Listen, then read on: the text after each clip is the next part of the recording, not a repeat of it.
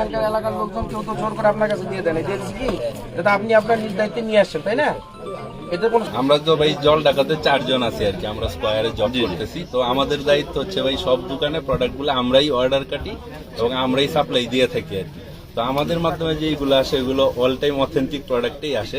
তো এখন যেহেতু ভাই যখন আমাকে ফোন দিল যে ভাইয়ের কাছে মনে হচ্ছে যে সন্দেহজনক জিনিসটা আসল না, তখন আমি আসলাম, এসে দেখলাম যে আমাদের কিছু সিলেক্টেড সিগন্যাল আছে যেটা দিয়ে আমরা বুঝতে পারি যে প্রোডাক্টটা অরিজিনাল কিনা।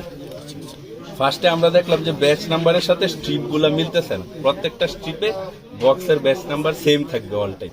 ধরেন এখানে 4L03723 আছে, ভিতরের স্ট্রিপে এটাই থাকতে হবে 100%, কারণ সিল্ড বক্সে কখনো আমি চেঞ্জ করতে পারবো না স্ট্রিপের ব্যাচ নাম্বার।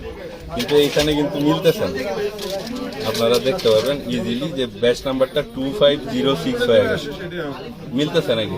এটা একমাত্র ফার্স্ট আমি সিগন্যালটা দেখলাম যে নকল।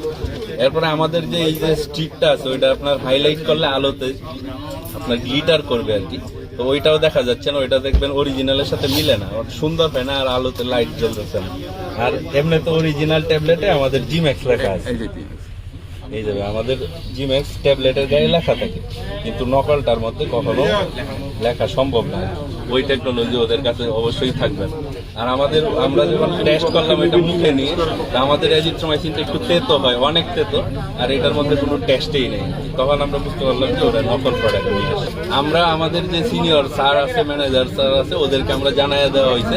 তো ওরা যারা রংপুরে আছে, দিনাজপুরে আছে, ওরা অবশ্যই এটার এগেনস্টে ব্যবস্থা নিবে একটা, কারণ আমরা তো চাই না আমাদের কোম্পানির বদনাম হোক, কারণ আলটিমেটলি জিনিসগুলার খাওয়ার কারণে কিন্তু স্কয়ারের এই নাম খারাপ হচ্ছে, কারণ ওরা তো খাচ্ছে ভুয়া ওষুধ, হ্যাঁ বলতেছে যে জিম্যাক্স ভালো না স্কয়ার, ওটা তো আমরা সহ্য করবো না। আমরা ওই আমাদের রেপুটেশন ধরে রাখার জন্য অবশ্যই আমরা স্ট্রিক্ট অ্যাকশন নিব ইনশাল্লাহ। কর্তৃপক্ষকে আমি জানিয়ে দিয়েছি, কারণ আমি তো এখানে লো লেভেলে চাকরি করি, ধরেন এমপিও পর্যায়ে আছি, আমার উপরে স্যার আছে, বস আছে, ওদেরকে আমি জানাইয়া দেওয়া হয়েছে, ওরা অবশ্যই এটার উপর একটা স্ট্রিক্ট অ্যাকশন নিবে। জানাইয়া দিছে, ওরা আমার এখানে থাকতে বলছে, শেষ পর্যন্ত দেখে আমি নিউজ দিব আপডেট যে স্যার এই জিনিসগুলো হয়েছে, ওইখান থেকে জিনিসগুলো আসছে, তখন তারা রংপুরে যারা আছে ওরা ব্যবস্থা নিবে আর কি।